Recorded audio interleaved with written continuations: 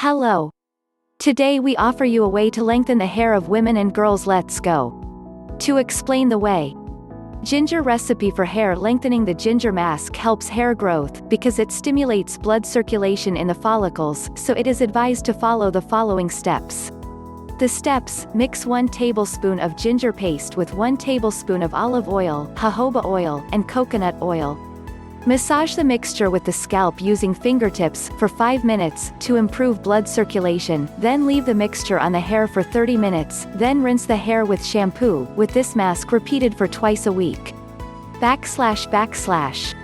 Coconut milk mask. Coconut milk contains many active ingredients that increase hair growth and strengthening and can be used by following these steps. It is recommended to mix 4 tablespoons of coconut milk powder with 2 tablespoons of mayonnaise or milk with 6 tablespoons of milk together well for a coherent mixture.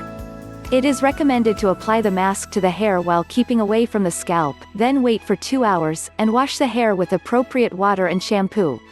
Don't forget to subscribe to the channel, like the video work, share the video to benefit the largest number of people.